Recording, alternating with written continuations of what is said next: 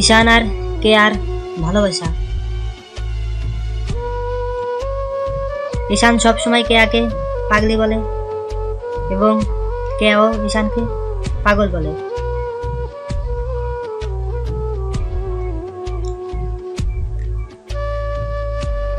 ঈশান, এই পাগলি, আমি তোকে বিয়ে করব। এই পাগল, আমি তোকে বিয়ে করব না। এই পাগলি, কেন বিয়ে করবি না? আমি তোকে খুব ভালোবাসি, আমি তোকে বিয়ে করতে চাই। এই বান্দর, আমি তোকে বিয়ে করব না। কেন করবি না? আমি কি দেখতে খুবই অসুন্দর, নাকি আমার যোগ্য নাই? দুটোর একটাও না। আমি তোকে বিয়ে করব না বলেছি তো করব না। এই পাগলি, তুই কেন এই কথা বলছিস? আমি তো তোকে খুব ভালোবাসি। কেন বুঝতে পারিস না আমার ভালোবাসা? প্লিজ পাগলি, রাগ করিস না। এই পাগল, তুই যতই আমাকে বলিস না কেন, আমি তোকে বিয়ে করব না। আর আমি জানি তুই আমাকে খুব ভালোবাসিস, কিন্তু আমি তোকে তাও বিয়ে করব না। কেন আমাকে বিয়ে করবি না? কারণটা কি? আমি অন্য আরেকজনকে ভালোবাসি। নাম কি তার? তোকে বলবো কেন? কেন কেন বলবি না? আমাকে বলতে অসুবিধা কিসের? যখন আমাকে ভালোবাসিস না, আমাকে বিয়ে করতে পারবি না, তাহলে বলতে অসুবিধা কোথায়? বলেক না পাগলি, শুনি নাম কি? সত্যি শুনবি? শুনবো, বল। সত্যি বলছিস? শুনবি তো? হ্যাঁ বল, তাড়াতাড়ি বল, ন্যাকামো করতে হবে না, বল। তাহলে শোন, তাহলে তো বল না প্লিজ, বলে শুনি তো। তার নাম বল, তাড়াতাড়ি বল। তার নাম ঈশান। আমি ওই বান্দরকে খুব ভালোবাসি এবং আমি তাকেই বিয়ে করব। তাহলে আমার কি হবে? আমাকে তুই বিয়ে করবি না? না, আমি তোর মতো একটা পাগলকে বিয়ে করব না। আমি বিয়ে করলে ঈশানকেই করব। এই পাগলি, কি? আমি তোকে বলতে পারবো না। এই পাগল, আমিও তোকে বলতে পারবো না। মরে যেতে রাজি আছি, তবুও তোকে বলবো না।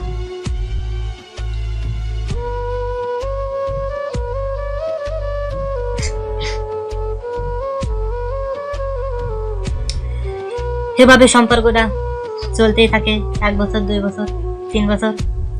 হঠাৎ একদিন ঈশান কেয়াকে বলল, কিরে পাগলি, আমাকে বিয়ে করবি না?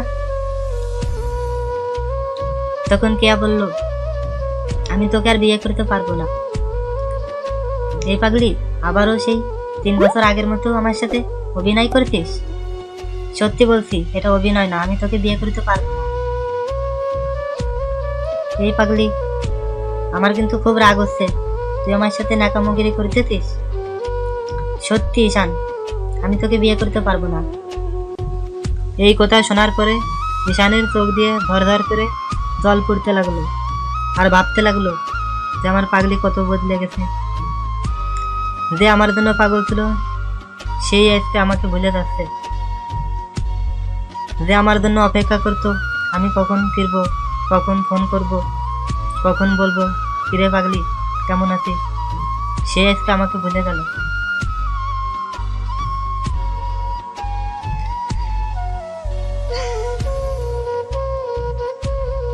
মেয়েটি ঈশানকে ভুলে গেল, কিন্তু ঈশান মেয়েটিকে কখনোই বলতে পারলো না। সকালে ঘুম থেকে উঠে মেয়েটির কথা ভাবতে ভাবতে দিনটা কাটে।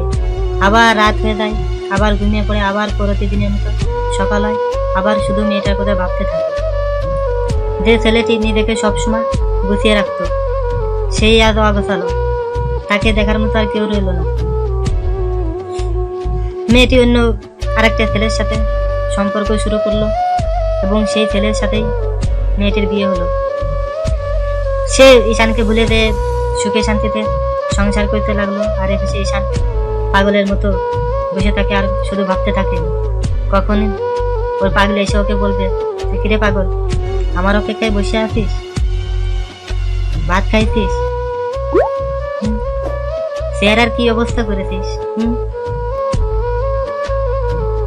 যা ভাত খেয়ে আয়, ভাত খেয়ে এসে দুজনে এক জায়গায় বসে কথা বলবো। হে ভাবতে ভাবতে ঈশান থাকলো না।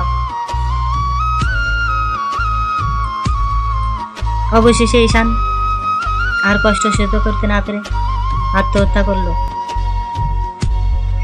ঈশান আত্মহত্যা করার পরে প্রায় বছর দুয়েক পরে মেয়েটির স্বামীও মেয়েটিকে ছেড়ে দিল এবং মেয়েটিও তখন বুঝতে পারলো যে ঈশানকে হারানোর ব্যথা এখন কতটা লাগে।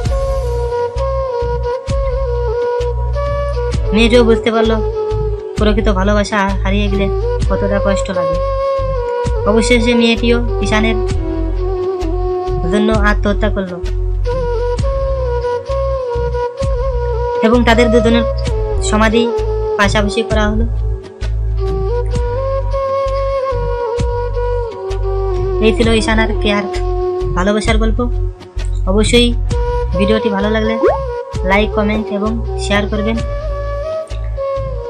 আর যে তোমাকে প্রকৃত ভালোবাসে তাকে কখনো হারিয়ে যেতে দিও না, সবসময় নিজের করে পাওয়ার চেষ্টা করো, তাহলে তুমিও জীবনে সুখী থাকবে।